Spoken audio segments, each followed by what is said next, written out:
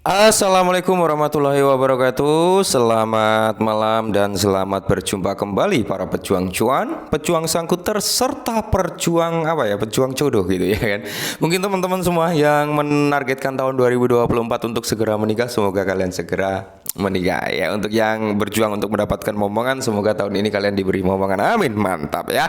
Tetapi akan kawan, secangkir kopi harus selalu ada buat menemani kesempatan kali ini, dimana kalau kita lihat bersama-sama update terlebih dahulu ya.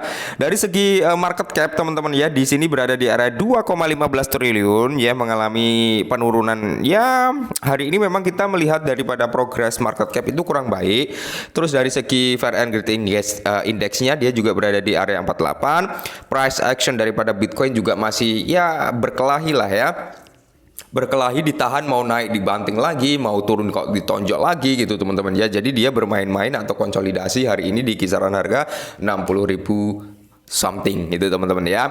Dan tentunya altcoin juga menunjukkan perform yang kurang positif, termasuk ada seperti Ethereum, BNB teman-teman, Solana ya. Kalau Solana BNB ini saling salip menyalip, nyikut menyikut. Solana naik ke peringkat 4, BNB turun, BNB naik peringkat 4, Solana turun, ya sikut menyikut lah untuk segi market capnya ya. Oke, lantas kalau kita mengacu pada altcoin lainnya seperti stable coinnya kripto, kata orang-orang seperti itu, yaitu si XRP ya, hari ini mengalami penurunan sekitar 3,19%. Sedangkan seperti Toncoin, Cardano, Dogecoin ya sama saja sih ya, mengalami penurunan semua. Mengacu pada sektor meme ya, mengacu pada sektor meme yang dimana masyarakat pemain kripto sangat demen gitu ya dengan meme coin walaupun high risk high return ya. Oke, seperti Dogecoin selaku sesepuh daripada meme coin teman-teman juga mengalami koreksi. Shiba Inu, PP, Wave, Bong, Floki yang hampir mayoritas dari sektor meme mengalami penurunan semua. Nah, jadi kesempatan malam hari ini teman-teman ya, ada masif informasi tentang XRP. Ya, ini cukup menarik sebenarnya ya, cukup menarik. Cuman ya karena XRP mendapatkan julukan stable coinnya kripto dan udah mendapatkan ya mindset jelek bagi orang-orang ya, menganggap informasi-informasi yang notabene cukup menarik ya apaan sih itu kan, kayak gitu teman-teman. Oke, langsung kita bahas saja.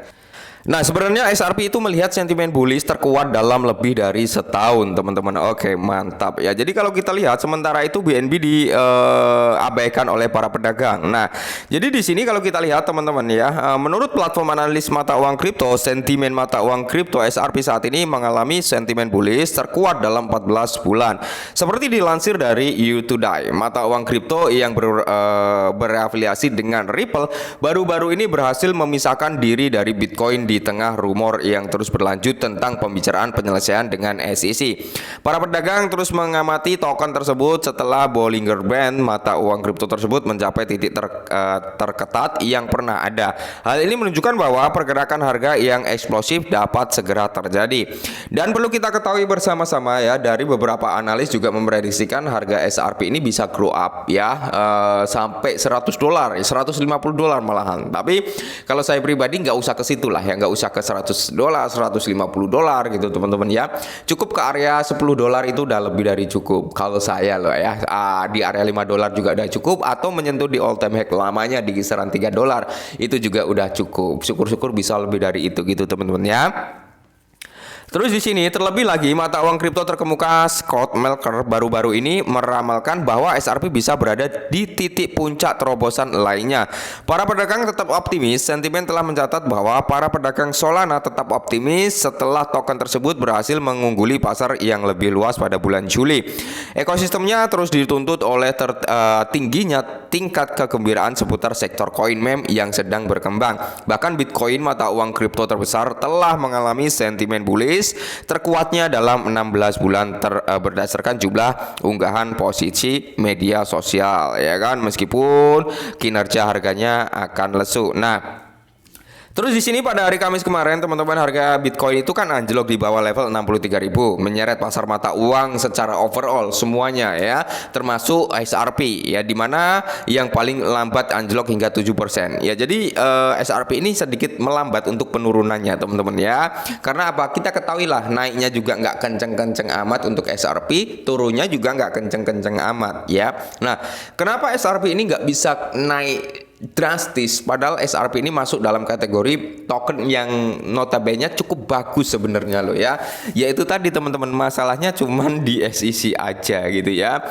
Jadi ketika urusan dengan SEC ini clear teman-teman ya, penyelesaian udah terjadi, maka ya tidak menutup kemungkinan kalau hasilnya positif XRP pasti bisa grow up. Tapi kalau hasilnya negatif ya dia paling akan junam sampai palung Maria bisa jadi teman-teman ya.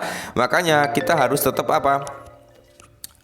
memanfaatkan momentum, dalam arti gini, ketika naik ya kita taking profit, ketika turun dari hasil taking profit kita bisa masukkan kembali ya, setidaknya kita main copet mencopet lah kayak gitu ya.